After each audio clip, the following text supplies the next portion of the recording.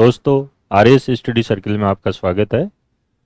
आज हम जो लोग इस बार आरएस मेंस का एग्ज़ाम देने जा रहे हैं जुलाई में, उनके लिए एक स्ट्रेटजी की बात करेंगे। क्योंकि आप ये मान के चलो कि लगभग 50 दिन आप लोगों के पास है, बाकी 2-4 दिन जो है ऊपर आपके, वो आप लोगों को अपनी कुछ चीज़ें ठीक करने में या जो चीज़ें रह गई है उनको देखने में आपके जाएगा।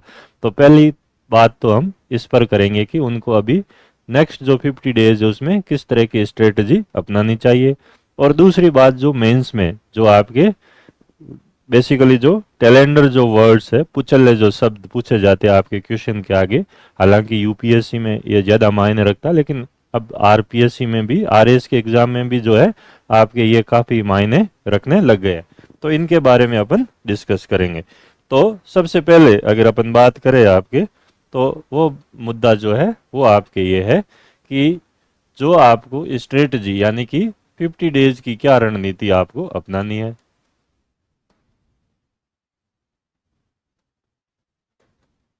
क्या स्ट्रेटजी फॉलो करनी है। देखो, बीच बीच में आप लोगों को कई बार ये बताते भी रहे हैं कि आपको इन इन चीज़ों पर फोकस करना चाहिए, किस तरीके से पढ़ना चाहिए। तो अगर अपन बात करें पेपर वाइज, देखो फर्स्ट पेपर की अगर अपन बात करें तो आपको क्या स्ट्रेटजी अपनानी है। तो सबसे पहले राजस्थान का इतिहास, इसमें आपको अभी लास्ट टाइम में क्या चीज़ें ध्यान रखनी है, ठीक है। और फिर आपके कला व संस्कृति राजस्थान की, तो इसमें हम क्या स्ट्रेटजी अडॉप्ट कर सकते हैं, ठीक है। क्योंकि 75 मार्क्स का आपके हिस्ट्री का पूरा पोर्शन आता है। तो इसमें आप देखो राजस्थान में, तो एक तो सभ्यता वाला जो चैप्टर है वो आपको देखना है, ठीक है। इसमें आप कालीबंगा, आहड़, गिलुंद और गणेश्वर, इन चीज़ों को आप देख सकते हो, ठीक है। तो आपको इस पर थोड़ा फोकस करना चाहिए। दूसरा जो आपको अभी फोकस करना है वो आपके पृथ्वीराज चौहान हुए, इनकी उपलब्धियाँ, कुंभा की उपलब्धियाँ, सांगा की उपलब्धियाँ, महाराणा प्रताप, चंद्रसेन, सवाई जय सिंह, मालदेव, पूछे हुए तो वापस भी पूछ सकते हैं आप। तो मध्यकाल में आपको सिर्फ इन शासकों की उपलब्धियां बतानी है, इनकी राजनीतिक या सांस्कृतिक उपलब्धियां क्या रही है, ठीक है। तो आपको ये चीजें ध्यान देनी है। और आधुनिक राजस्थान में आपको पर्टिकुलर जो है जिन चीज़ों पे फोकस करना, देखो पढ़ तो अब पूरा ही चुके हो, मैं तो ये मान के चल रहा हूँ कि आप लोगों ने पूरी स्टडी की है, ठीक है। अभी हमने किन चीज़ों पर रिवीजन के टाइम ध्यान देना चाहिए, तो वो आपके है, ठीक है। किसान आंदोलन का स्वरूप, जनजातीय आंदोलन का स्वरूप, प्रकृति पे आपको बात करनी है, ठीक है। और आपके प्रजामंडल पर फोकस करो, प्रजामंडल आंदोलन व एकीकरण। तो इनको एक एक बार आप लोग रिवाइज कर लो, तो आपके काफ़ी हद तक चीज़ें बैठ जाएगी। कला और संस्कृति में चित्रकला का तुलनात्मक अध्ययन, तुलनात्मक अध्ययन, निर्गुण परंपरा, संत भक्ति की आपके निर्गुण परंपरा पे आप ध्यान दे सकते हो, ठीक है। और फिर आपको कुछ चीज़ें स्थापत्य रहो तो खूब सारी चीज़ें हो जाती है, लेकिन बेसिकली जो आपको आर्ट एंड कल्चर में, जैसे लिटरेचर से पिछली बार क्वेश्चन आपके आया हुआ है, तो आप इस बार इन चीज़ों पर अगर ध्यान दो तो काफ़ी हद तक आपके काम बन सकता है, ठीक है। तो राजस्थान वाले में ये है आपके। फिर आपके भारतीय इतिहास,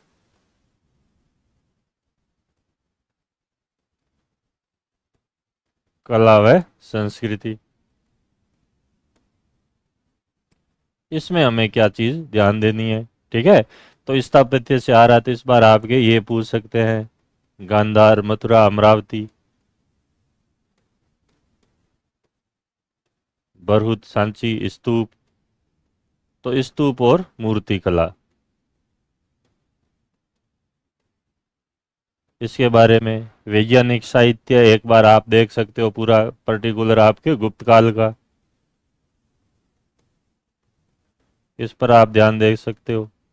ठीक है, ये चीजें आप लोगों के लिए महत्वपूर्ण हो सकती है। ठीक है, गुप्तकालीन मंदिर स्थापत्य,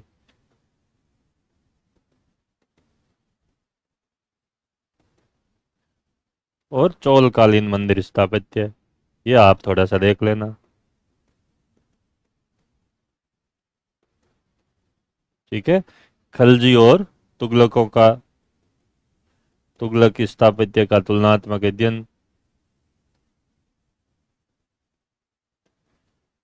स्थापत्य का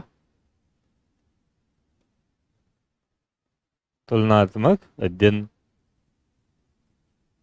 इस पर आप थोड़ा ठीक ठाक ध्यान दे सकते हो। ठीक है, तो ये वाले जो कुछ चीजें आप लोगों के लिए महत्वपूर्ण हो सकती है, जिसके बारे में पूछा जा सकता है। जहांगीर की चित्रकला, या मुगल कालीन चित्रकला पूरी भी देख सकते हो आप लोग। ठीक है, संपूर्ण मुगल चित्रकला जो है वो आप, तो इन पोर्शन पे ज़्यादा आपको फोकस करने की ज़रूरत है। आधुनिक की अगर अपन बात करें, आधुनिक भारत की आप लोगों के, तो इस पे आपको क्या किस पे ध्यान देना है। 1857 की क्रांति से हर साल पूछते हैं, तो इस बार आपके कारणों की समीक्षा करो, या इससे कोई भी भाषा बदल कर प्रश्न पूछ सकता है कि डलहौजी नहीं होता तो क्या क्रांति नहीं होती, क्रांति केवल चर्बी वाले कारतूसों से नहीं होती है, या क्रांति के कारण आर्थिक कारणों में निहित है। इस तरह के जो प्रश्न हैं आपके, इससे पूछे जा सकते हैं। सामाजिक धार्मिक सुधार आंदोलन से बार बार आता है, तो इस बार आप लोग ये देख सकते हो। एक तो अलीगढ़ आंदोलन जो है आपके, ठीक है, ये आप लोगों के लिए इम्पोर्टेंट हो सकता है, पहली चीज तो। और दूसरा जो है आपके रामकृष्ण मिशन और विवेकानंद, इससे भी आप लोगों को पूछा जा सकता है, विवेकानंद जी के बारे में। ठीक है, तो ये आप उस पर ध्यान दे सकते हो। फिर आपके गांधी जी का राष्ट्रीय आंदोलन में योगदान और उनके आंदोलन, गांधी जी का राष्ट्रीय आंदोलन में योगदान, राष्ट्रीय आंदोलन में योगदान। ठीक है, तो ये आप लोगों के लिए महत्वपूर्ण हो सकता है।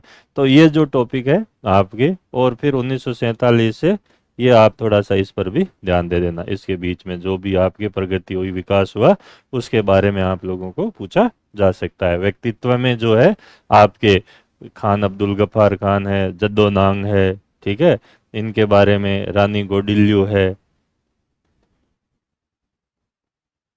ठीक है, इस तरह की जो छोटी कई बार पर्सनालिटी जिन पर आप लोगों का ध्यान नहीं जाता, पर्सनालिटी तो बहुत बड़ी थी खैर ये, लेकिन जहाँ पे आप लोगों का ध्यान नहीं जाता उनके बारे में आप लोगों को पूछा जा सकता है। ठीक है ना, तो इस तरह से मॉडर्न इंडिया में जो है आपके ये चीजें मायने रखती है। विश्व इतिहास की अगर अपन बात करें इसी तरीके से, तो इसमें आप लोगों को औद्योगिक क्रांति से प्रश्न आया हुआ है आपके।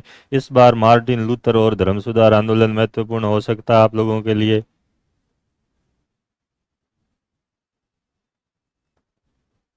धर्म सुधार आंदोलन, ठीक है, तो ये वाला जो टॉपिक है आपको ढंग से देखना है। दूसरा जो आपके इसमें महत्वपूर्ण चीज आपके आ सकती है इस बार, वो आपके उपनिवेशवाद से क्वेश्चन इस बार पूछा जा सकता है। उपनिवेशवाद व साम्राज्यवाद, अफ्रीका का बंटवारा। ठीक है, तो ये आपके लिए महत्वपूर्ण बन सकता है क्वेश्चन जो है इसमें, जहाँ पे चांसेस है आपके। ठीक है, अमेरिकन क्रांति पूछी गई थी, ठीक है, औद्योगिक क्रांति पूछी गई थी, तो इस बार आपके फ्रांस की क्रांति से क्वेश्चन बन सकता है एक। ठीक है, और फ्रांस की क्रांति की जो फिलोसॉफिक थे, यानी दार्शनिकों की क्या भूमिका थी, उससे पूछा जा सकता है आपके। रूसो वगैरह, वोल्टेयर, मोंतेस्क्यू, दिदेरो, ठीक है, उनके बारे में आपको चीजें पूछी जा सकती है, तो इन पे आपको फोकस करना है। तो हिस्ट्री के लिए जो है वो आपकी स्ट्रेटजी ये होनी चाहिए आपके। ठीक है, फिर इसी तरीके से आप लोगों के जैसे छोटे वाले सब्जेक्ट है समाजशास्त्र, अकाउंट, वो तो आपने लगभग पढ़ा ही है। उनमें से जिन टॉपिक से ज़्यादातर अक्सर क्वेश्चन आते हैं वो आप वहाँ पे ध्यान दे सकते हो समाजशास्त्र में। ठीक है, इसमें जैसे जनजातियों की समस्या पूछी जा सकती है आपको इस बार, जनजातियों की समस्या आपके एक ये इम्पोर्टेंट टॉपिक बन सकता है आपके।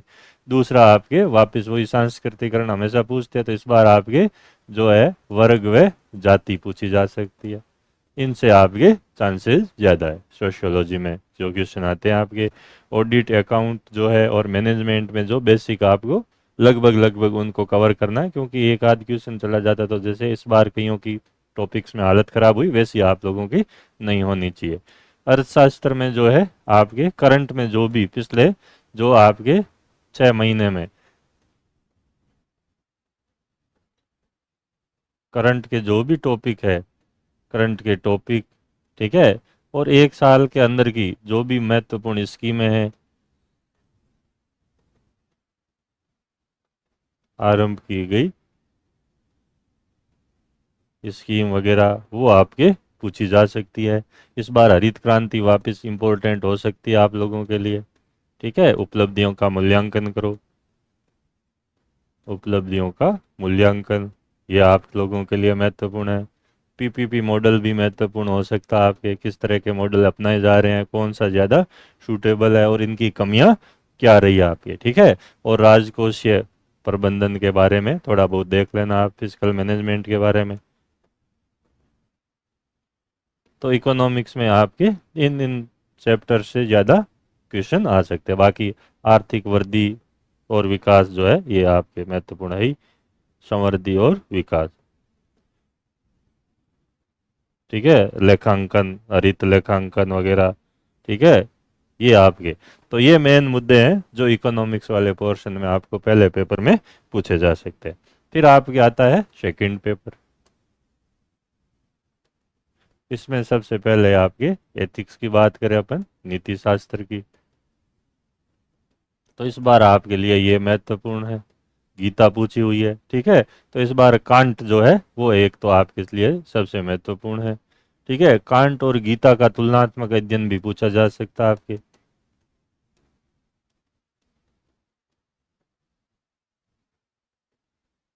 तुलनात्मक अध्ययन, केस स्टडी के चांसेस थोड़े कम लग रहे हैं, लेकिन बाकी चीजें आपके पूछी जा सकती है। ठीक है, रित और ऋण जो है इनकी प्रशासन में क्या भूमिका है, ये भी इंपॉर्टेंट बन सकता है, ऋण की प्रशासन में भूमिका।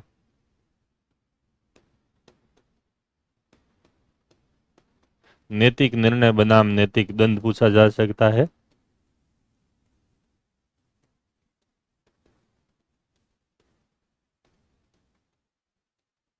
और कोई प्रशासक जो है, किसी प्रशासक के जीवन से आपने क्या सीखा, वो आपके इम्पोर्टेंट,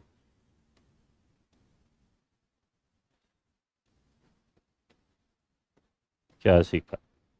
ठीक है, और एक लोक संग्रह की अवधारणा, ये कुछ टॉपिक जो है मुझे जहां तक लग रहे हैं कि ये महत्वपूर्ण हो सकते हैं। तो इन पर आप लोग थोड़ा सा और फोकस करो तो आपके काफ़ी हद तक जो चीज़ें हैं वो आपके सही बैठ सकती है। इसी तरीके से अपन भूगोल की बात करें आपके ज्योग्राफी में। ठीक है, तो आपके इस बार पृथ्वी की आंतरिक संरचना, मैंने वीडियो भी यूट्यूब पे डाल रखा है, बहुत महत्वपूर्ण है आप लोगों के लिए टॉपिक, क्योंकि आपके इससे पूछा जा सकता है पूरा का पूरा क्वेश्चन। और दूसरा जो है मेसोजोइक एरा आपके, जिसमें आपके ये जो पार्ट है आपके ट्रियसिक, जुरेसिक और क्रिटेशियस, इनसे आपके महत्वपूर्ण चांसेस क्वेश्चन के हैं। और फिर आपके पर्वतों का वर्गीकरण, ये वाला टॉपिक जो है महत्वपूर्ण लग रहा है इस बार। ठीक है, और ऐसे ही आपके विश्व में किसी एक महाद्वीप के पठारों के बारे में भी आपको पूछा जा सकता है,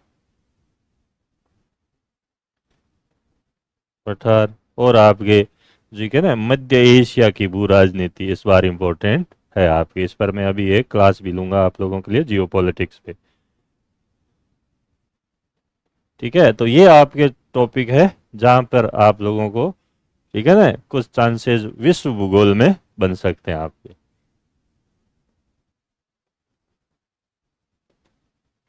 क्लियर है, तो ये इसी तरीके से आपके इंडियन ज्योग्राफी वाले पोर्शन में भारत का भूगोल, ठीक है, इसमें हिमालय की उत्पत्ति इंपॉर्टेंट है आपके। ठीक है, दूसरा भारत में जनसंख्या घनत्व का वितरण, ये आपके इंपॉर्टेंट लग रहा है। ठीक है, ये आपको पूछा जा सकता है। फिर मानसून की उत्पत्ति, या क्रियाविधि आपके, ओरिजिन और मैकेनिज्म।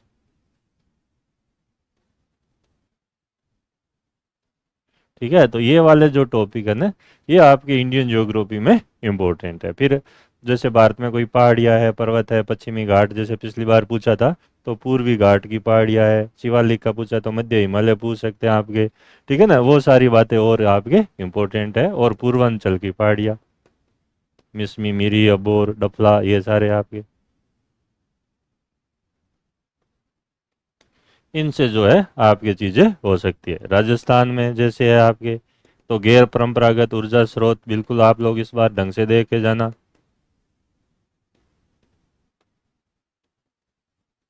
ठीक है, पहली चीज। दूसरी चीज, जैसे हाड़ौती पठार पूछा है, तो अरावली के बारे में, चट्टानें, उत्पत्ति, निर्माण, विशेषताएं, ये आपके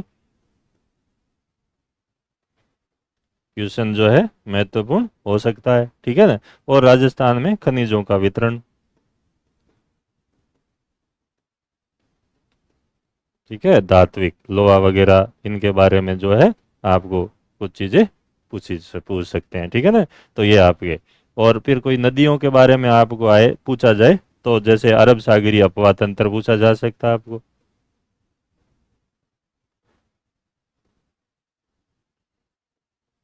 तो ये कुछ चीज़ें जो है राजस्थान में आपके लिए महत्वपूर्ण हो सकती है ज्योग्राफी में।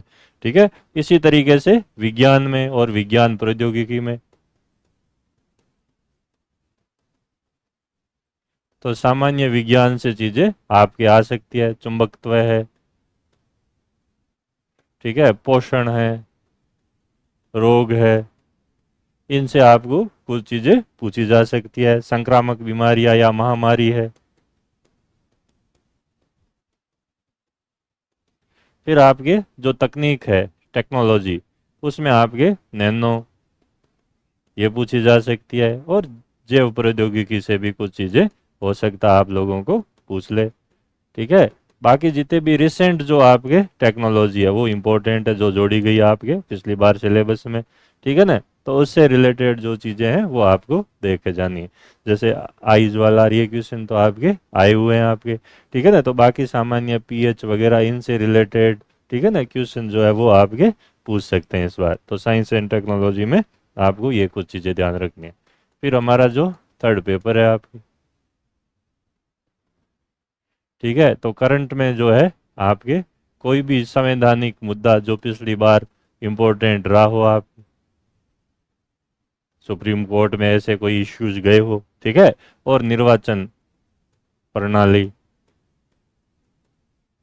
प्लस चुनाव सुधार, ये आपको पूछा जा सकता है इस बार। ठीक है, क्योंकि चुनाव हो रहे हैं आपके।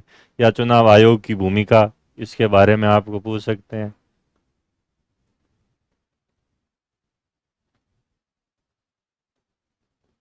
ठीक है, तो ये मुद्दे है ही आपके। फिर आपको विभिन्न केसेस जो है वो थोड़े से देख लेने हैं एक बार। ठीक है, चाहे वो फंडामेंटल राइट वर्सेस डीपीएसपी हो,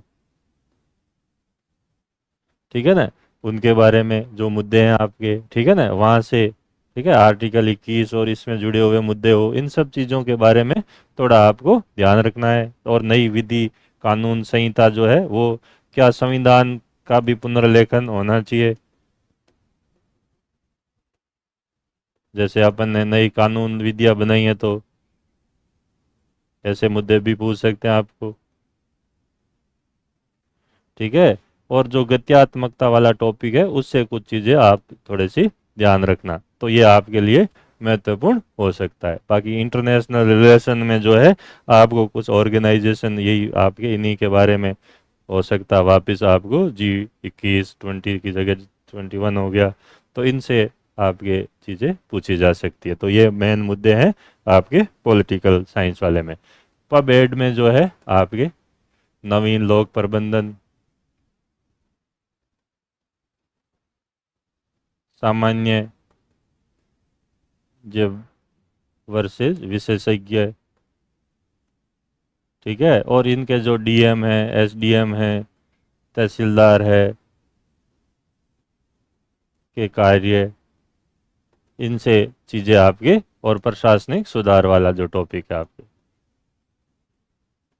ये जो चीज़ें हैं आपको थोड़ी सी ध्यान रखनी है। बाकी विषय क्षेत्र और जो लोक प्रशासन की जो मूल, जो आपके पहला जो आपके बिंदु है, उससे भी आपको चीज़ें करनी है, या नवीन आयाम जो है लोक प्रशासन के, ये भी आप लोगों के लिए जो है इम्पोर्टेंट है। मिनो ब्रुक सम्मेलन वगैरह, ठीक है, हेनरी फेयोल वगैरह, इनके बारे में आपके पोस्ट काव वगैरह, ये सारी चीज़ें तो आती है। बाकी इनसे भी आपके कुछ जो बातें पूछी जा सकती है। जो छोटे वाले जो टॉपिक है, विधि वगैरह है आपके, ठीक है ना, खेल व योगा है, इसमें बेसिक चीज़ें, और इसमें आप थोड़ा बहुत करंट से जो है सहायता ले सकते हो। और व्यवहार में जो आपको हमेशा ये छोटे टॉपिक है ध्यान रखना, जैसे पिछली बार वाले जैसे क्वेश्चन आ जाए तो इसमें कुछ नहीं मिलना है, ठीक है ना, लेकिन आप इसकी बेसिक चीज़ें ध्यान रखो, उस पर ध्यान दो आपके, ठीक है। इसी तरीके से आपके हिंदी में या इंग्लिश में जो है निबंध के लिए कौन से विषय महत्वपूर्ण हो सकते हैं, ठीक है, तो महिला सशक्तिकरण से संबंधित आपके,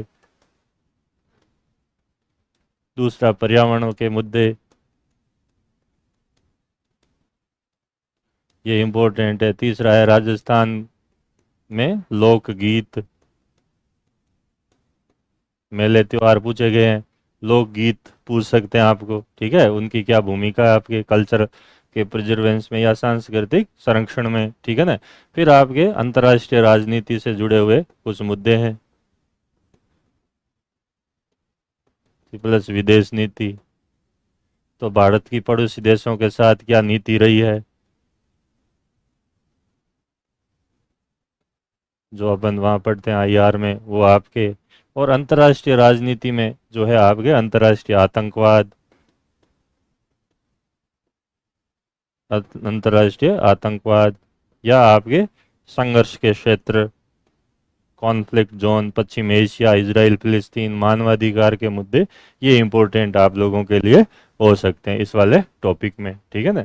या कोई कोटेशन जो है हिंदी का वो आपके पूछ सकते हैं। पल्लवन भाव विस्तार में जो बेसिक है आपको किताबों में मिलते हैं नवीन व्याकरण में, उनको आप एक बार देख लो तो आपको काफ़ी हद तक आइडिया हो जाएगा। और इंग्लिश में भी जो है इसी तरह के कोटेशन वाले जो है ऐसे के टॉपिक आपके पूछे जा सकते हैं। तो इन चीज़ों पर अगर आप ध्यान देते हो तो काफ़ी हद तक आपका काम बन जाता है। अब जो है प्रश्नों के अंत में लगने वाले टेलेंडर वर्ड्स जो है वो, अब देखो यहाँ पे पहला है डिफाइन करो, परिभाषित कीजिए, ठीक है ना, तो एक तो आपके ये है। फिर है चर्चा कीजिए, डिस्कस करो, अपने तर्क प्रस्तुत करो, give your argument, prove it और सब्सटेंशिएट, ठीक है, इस तरह की चीज़ें आपको पूछे। तो इन दोनों में यहाँ पे तो आपको सिंपल एक्सप्लेन करना है। जैसे आपके मान लो कोई क्वेश्चन आप लोगों को पूछ लिया, जैसे अपन ज्योग्राफी का ये क्वेश्चन ले कि मरुस्थलीकरण से आप क्या समझते हैं, ठीक है, तो उसमें मतलब हुआ कि परिभाषा करना है, मरुस्थलीकरण पर चर्चा करो, मरुस्थलीकरण की परिभाषित करो, मरुस्थलीकरण की चर्चा करो, मरुस्थलीकरण के पक्ष में अपने तर्क दो। तो उसमें आपको बताना है कि किस तरीके से हो रहा है, तो वहाँ तो आपको इसमें तो एविडेंस देने हैं, कोई भी चीज़ है तो उसमें आपको प्रमाण जुटाने हैं कि भैया ये है, इससे हम ये कह सकते हैं। जबकि यहाँ पे डिस्कस करने में मरुस्थलीकरण पर चर्चा करो यानी डिस्कस करो, मरुस्थलीकरण की परिभाषा करो, तो परिभाषा में तो सिर्फ परिभाषा देनी है, लेकिन जहाँ पे डिस्कस हो तो उसके जो सभी एस्पेक्ट है वो आपको बताने हैं। क्योंकि अपन जैसे चर्चा करते हैं, कहीं बैठ के डिस्कस करते हैं, तो क्या करते हैं, जितने भी डायमेंशन है उन सब चीज़ों के बारे में तो बात करते हैं, तो वो सारे एस्पेक्ट यहाँ पे आने चाहिए, ठीक है। इसी तरीके से मरुस्थलीकरण को स्पष्ट करो, तो इसमें भी परिभाषा देनी है। मरुस्थलीकरण को डिस्क्राइब करो, विस्तार पूर्वक समझाओ, तो इसमें भी मरुस्थलीकरण है क्या। ये एक एग्जाम्पल मैं आप लोगों को बताता हूँ, डेजर्टिफिकेशन क्या है, कैसे होता है, क्या नुकसान है, कैसे रोका जाता है, यानी कि वो सारे एस्पेक्ट आपको बताने हैं, ठीक है। इसमें तो डिफाइन करना, जैसे पहले वाला था आपके परिभाषित करो, डिफाइन इट, स्पष्ट करो, एक्सप्लेन करो, क्लैरिफाई करो, तो इसमें आपको उसकी परिभाषा देनी है क्या, वो चीज़ समझानी है। और जहाँ पे डिस्कस करो, विस्तार पूर्वक समझाओ, या आपके एविडेंस या प्रमाण दो, तो आपको इसमें पूरी बात बतानी कि क्या है, कैसे होता है, क्यों हो रहा है, कितना हो रहा है, क्या नुकसान है। एलेबोरेट करो तो इसमें भी पूरी बात बतानी। ये सब चीजें एक जैसी है, इसलिए आपको कहीं भी कंफ्यूजन या कंफ्यूज होने की जरूरत नहीं है। इल्यूस्ट्रेट करो तो भी यही करना है, यानी इस सब में वर्णन करो या समझाने की बात है। अगर आपके क्वेश्चन के पीछे ये आए, ये आए, ये आए, ठीक है ना, और अपने पक्ष में तर्क प्रस्तुत करो या डिस्कस करो, तो सबका उत्तर एक जैसा होगा। यहाँ पे आपको बिल्कुल घबराने की जरूरत नहीं है। और जहाँ पे एक्सप्लेन करो, ठीक है ना, और या फिर आपके डिफाइन इट, तो उसमें उसको परिभाषित करना। तो ये बात आपको ध्यान रखनी है। फिर है छानबीन करो। छानबीन करो का मतलब हुआ एक्सप्लोर इट। तो इसमें मतलब मरुस्थलीकरण क्या है, कैसे होता है, कितना हुआ है, पूरी चीज बतानी है, क्या नुकसान है, ठीक है, ये सारी बातें बतानी है। और लास्ट में अगर लिखा हुआ कि इसका उपाय बताओ, तो उपाय भी बता देना है आपको, सजेशन भी दे देना, सुझाव भी, ठीक है। और यहाँ पे आता है हाईलाइट करो या इंडिकेट करो, इंगित करो, तो भी यही बात आपको लिखनी है। तो अब देखो, छानबीन करो, इंगित करो, मेंशन करो, ठीक है, तो ये चीजें आपको बतानी। अब आपको यहाँ पे आया कि मरुस्थलीकरण क्या है, ठीक है, और उसके बारे में उल्लेख कीजिए, तो भी यही बतानी है। और अगर आपको पूछा जाए कि मरुस्थलीकरण की घटनाएं विश्व में वर्तमान में हो रही है और इसके बारे में कुछ कॉन्टेक्स्ट या पर्टिकुलर रेफरेंस या किसी देश के बारे में पूछ लिया, आपको अफ्रीका के बारे में पूछ लिया कि सहारा में ये समस्या ज्यादा बढ़ रही है, या राजस्थान में थार मरुस्थल में ये ज्यादा है, तो वो अगर आपको कोई चीज का कंटेक्स्ट पूछ रहा है या रेफर पूछ रहा है, तो उस पर्टिकुलर चीज को ध्यान में रखते हुए आपको लिखना है, ठीक है। वो क्वेश्चन के अंदर ही आ जाएगा, तो घबराने की जरूरत नहीं है, ठीक है। जैसे क्वेश्चन बन सकता है कि मरुस्थलीकरण से आप क्या समझते हैं, ठीक है, थार मरुस्थल के संदर्भ में मरुस्थलीकरण की प्रक्रिया को समझाओ, यानी कि वो कंटेक्स्ट या रेफर आपको किस चीज के बारे में दिया, थार मरुस्थल। तो फिर आपको बाकी दुनिया की पंचायती नहीं करनी है, सिर्फ किसकी करनी है, थार मरुस्थल की करनी है, तो आपका आंसर सही हो जाएगा, ठीक है। तो ऐसे करना। कई बार जो है आपके एग्जाम में आपके क्वेश्चन के आगे क्रिटिकली मिलता है आलोचना, समालोचना, सिंद्रान्वेषण, ठीक है। अब देखो यहाँ पे कौन सी चीज, अपने एक ऐसा ही दूसरा क्वेश्चन लेते हैं आपके, ठीक है ना, क्या कौन सा क्वेश्चन लेते हैं, ठीक है। ऐसा क्वेश्चन ले सकते हैं किसी व्यक्ति की भूमिका को लेकर या किसी संगठन की भूमिका को लेकर, ठीक है। जैसे मान लो आपके आ गया कि आर्य समाज की आधुनिक भारत में या राष्ट्रीय आंदोलन में क्या भूमिका रही। अब उनके इसके पीछे आप ये सब लगा लो, या तो आलोचनात्मक व्याख्या करो, क्रिटिकली डिफाइन ही करो, आलोचनात्मक परिभाषा, आलोचनात्मक विश्लेषण या विस्तार पूर्वक बात बताओ, या इसकी आलोचनात्मक परीक्षण करो या मूल्यांकन करो। अब इसके पीछे ये कुछ भी लग सकते हैं, आपको ये ध्यान रखना है, इनमें से एक भी शब्द लग सकता है, ठीक है। तो ऐसे में क्या करना है, तो आपको पहले तो बताना है, जहां पर भी आपको ये पूछा जाएगी आलोचनात्मक मूल्यांकन करो, तो सीधी आलोचना नहीं करनी है, पहले तो उसकी परिभाषा दो। अब इसके उत्तर का फॉर्मेट ये होगा कि पहले परिभाषा दो, फिर जो क्या है उसको विस्तार पूर्वक बताओ कि आर्य समाज का क्या क्या योगदान रहा दूसरे पैराग्राफ में, ठीक है ना। फिर उसकी आपके सकारात्मक योगदान क्या रहा राष्ट्रीय आंदोलन में, और फिर उसमें सीमाएं या नकारात्मक योगदान क्या रहा कि भैया जो भी आपके पातक खंडिनी पताका फहराई, पाखंड खंडिनी पताका फहराई, शुद्धि आंदोलन चलाया, तो इन सब से जो है कहीं ना कहीं सांप्रदायिक चीजें जो थी उसकी जो है वो आपके महत्वपूर्ण रही, ठीक है ना। हालांकि आर्य समाज सांप्रदायिक हिंसा नहीं फैलाना चाहता था, लेकिन उन एक्टिविटीज के कारण ऐसी बातें हुई, तो वो आपको यहाँ पे बतानी है। और फिर लास्ट में आपको निष्कर्ष बताना है। निष्कर्ष का मतलब, मान लो कि आपको पूछ लिया कि भाई इसका जो है मूल्यांकन करो, तो आपको लास्ट में फिर निष्कर्ष ऐसे प्रश्नों में देना है। निष्कर्ष में यह देना कि भैया इसकी इतनी आपकी नकारात्मक भूमिका रही, लेकिन इसकी जो सकारात्मक भूमिका थी वो बहुत ज्यादा रही आपकी, जहाँ पे आपको पॉजिटिव चीजों के बारे में बताना। और अगर कोई क्वेश्चन ही नेगेटिव है, कोई संस्था रही शुरू से नेगेटिव है, जैसे मुस्लिम लीग की भूमिका क्या रही, तो वो तो पूरी नेगेटिव रही, तो वहां पे फिर आपको पॉजिटिव चीजें नहीं बतानी, फिर उसकी पूरी भूमिका विभाजन में जैसे आपको पूछ लिया कि विभाजन में मुस्लिम लीग की क्या भूमिका रही, आलोचनात्मक परीक्षण करो, तो फिर आपको इसमें मुस्लिम लीग कैसे बनी, कब बनी, क्या उसकी एक्टिविटीज और एजेंडा क्या था, फिर उसमें सकारात्मक चीजें थोड़ी बहुत रही है तो ये बताने कि शुरू में वो राष्ट्रीय लोग और उनका प्रभुत्व रहा, मोहम्मद अली जिन्ना शुरू में राष्ट्रवादी थे तब, फिर उसके बाद जो है पृथकतावादी लोग उससे ज्यादा जुड़ने लगे और फिर उन्होंने अलग स्टेट की मांग की और वो विभाजन के कारण बने। तो वहां पे आपको नकारात्मक चीजों पर ही ज्यादा जोर देना है।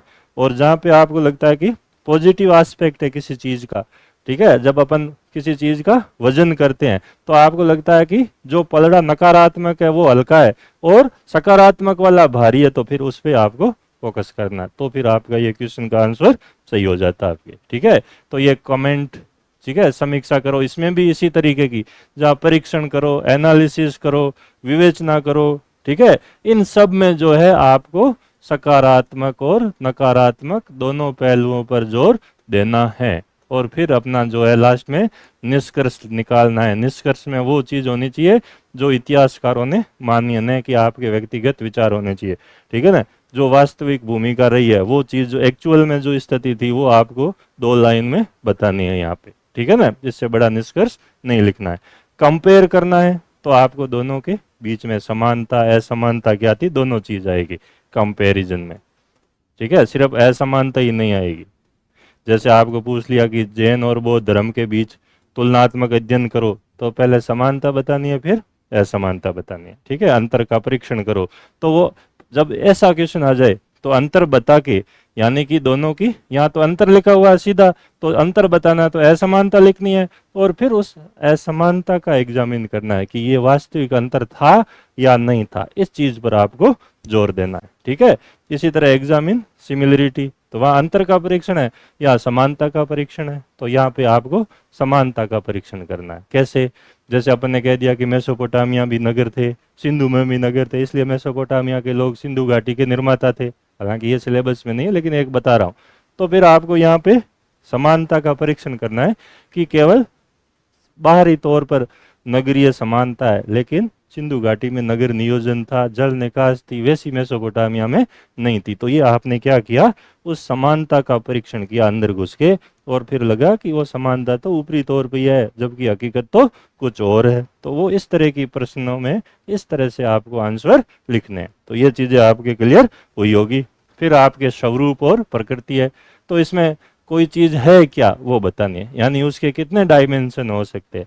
आपको पूछ लिया 1857 के विद्रोह की प्रकृति बताओ, तो उसके कितने डायमेंशन हो सकते हैं। क्या वो राष्ट्रवादी था, क्या वो स्वतंत्रता का संग्राम था, क्या उसमें सभी लोगों की भागीदारी थी, क्या वो पूरे भारत में फैला हुआ था। तो ऐसे प्रश्नों में आपको सारे आयाम बताने हैं, उसके डायमेंशन बताने हैं। ठीक है, विशेषताओं में उन्हीं डायमेंशंस को जब अपन विस्तार पूर्वक लिखे तो वो क्या हो जाती है, फीचर या कैरेक्टरिस्टिक्स हो जाते हैं। ठीक है, जैसे अपन कह सकते हैं कि 1857 का राष्ट्रीय जो आपके विद्रोह नहीं था, ठीक है, क्योंकि पूरे भारत की उसमें भागीदारी नहीं थी, अपन ने ये बात कही। ठीक है ना, एक तो यही उसकी विशेषता है कि भाई वो राष्ट्रीय नहीं था, ये एक विशेषता थी। क्षेत्रीय हितों के लिए लोग लड़ रहे थे, तो अपन ने उसको फिर डिस्क्राइब किया विस्तार से, तो वो आपके ये आया। महत्व का मतलब और प्रभाव में फर्क है आपके दोनों में। महत्व का तो मतलब हुआ कि वो आगे तक जीवन को कैसे प्रभावित करा। जैसे आपको पूछ लिया कि औद्योगिक क्रांति का मानव जीवन में क्या आपके महत्व है, तो इसने अपन कहेंगे कि पूरे मानव जीवन की नजरिए को, सोच को, दृष्टिकोण को, अप्रोच को, सब को ही बदल दिया आपने। ये इंपॉर्टेंस है। इम्पैक्ट क्या हो गए, इम्पैक्ट अपन लिखेंगे कि एक तो इमीडिएट क्या हुए, ठीक है, और एक आपके दीर्घकालिक क्या हुए, तो वो स्पेसिफिक होंगे। और सिग्निफिकेंस जो है वो आगामी पीढ़ी को, जनरेशन्स को, या बाद में राष्ट्र, जैसे कोई राष्ट्रीय आंदोलन का प्रश्न है तो उसको कैसे प्रभावित करता है, यानी कि वो किस चीज के लिए जाना जाता है, वो आपके उसका क्या होगा, सिग्निफिकेंस या इंपॉर्टेंस होगा। कॉन्सिक्वेंसेज क्या है, तो इसमें और इसमें भी क्या फर्क है। देखो, प्रभाव, इम्पैक्ट जो है वो भी आपके हर तरीके से प्रभाव डालते हैं, आगे काफी लंबे समय तक उनका हम देखते हैं कि प्रभाव देखा जाता है जीवन में। जैसे आपको पूछ लिया कि विश्व युद्धों के, दूसरे विश्व युद्ध के प्रभाव बताओ, और आपको पूछ लिया दूसरे विश्व युद्ध के परिणाम बताओ, तो परिणाम तो इमीडिएट होते हैं, तात्कालिक ही होते हैं आपके। ठीक है ना, कि उस समय क्या हुआ, तो नए राष्ट्र आए, साम्राज्यवाद उपनिवेशवाद खत्म हो गया ये सारा। लेकिन अगर प्रभाव की बात करेंगे तो इसके प्रभाव ये हुए कि आगे जाके शीत युद्ध हुआ, दुनिया दो भागों में बंट गई, फिर खूब सारे सैनिक संगठन बने, ठीक है, अशांति का दौर चला, तनावों का, वो सारी बातें किस में आएगी, वो इम्पैक्ट में आएगी। ठीक है, दूसरे विश्व युद्ध का क्या महत्व है अगर ये पूछे तो फिर अपने को वहां पे महत्व तो ढूंढना पड़ जाएगा, दिक्कत हो जाएगी। तो फिर अपन देखेंगे महत्व ये है कि वैज्ञानिक और तकनीकी मामलों में उन्नति हुई जो जीवन में आज तक देखी जाती है। तो देखो कितनी चीजों का फर्क आ गया महत्व, प्रभाव और परिणाम में। गुण और दोषों पर चर्चा आलोचना की या समालोचना वाली बात है। तो अगर आपको कहीं पे आलोचना मिले और समालोचना मिले तो घबराने की जरूरत नहीं है, दोनों एक ही बात है। दोनों में गुण और दोष यानी कि कमियां और पॉजिटिविटी दोनों चीजें आपको लिखनी है। ठीक है, तो ये सारी बातें आपको ध्यान रखनी है। जो आपके पूछल्ले जो प्रश्न होते हैं क्वेश्चन के आगे, उनके जो क्वेश्चन में जो आपके पूछल्ले जो शब्द होते हैं उनके बारे में आपको ये सारी बातें ध्यान रखनी, दिमाग में रखनी है। ये जो हमारा न्याय बेच है ये आपके अभी 31 मई को ही शुरू हुआ है और इसमें सारे पुराने विद्यार्थियों के लिए ये हमने शुरू किया है आपके। ठीक है, तो ये फाउंडेशन का बैच है जिसमें प्रीलिम्स और मेंस हम दोनों करवाते हैं। तो एक तो हमारा ये बैच चल रहा है, आप में से कोई इंटरेस्टेड हो, एक ये बैच अब अभी आपके 26 मई से ही शुरू हुआ है, टॉपर्स बैच हमारा चल रहा है, फाउंडेशन का बैच है, और एक आपके प्रखर बैच है, ये सिर्फ प्रीलिम्स का बैच है और ये भी आपके 26 मई से प्रारंभ हुआ है। तो ये इनके लिए आप अधिक जानकारी के लिए इन नंबर पर जो है कांटेक्ट कर सकते हो, 9828061806, और ये आपके 8744035689 पे। ठीक है ना, तो जो भी आपको इन कोर्सेज के बारे में, स्टडी मटेरियल के बारे में जानकारी लेनी है तो यहाँ पे इन नंबरों पर उपलब्ध है। ठीक है, तो आज की इस क्लास में मैंने आप लोगों को एक तो स्ट्रेटजी बताई और एक जो मेंस दे रहे हैं और जो आपके किस तरह के क्वेश्चन पूछे जाते हैं, उनके आगे कौन से शब्द लगते हैं, उनका क्या अर्थ है, किस तरीके से अपने को आंसर लिखना है, तो उन सब चीज़ों पर चर्चा की। ठीक है, थैंक यू।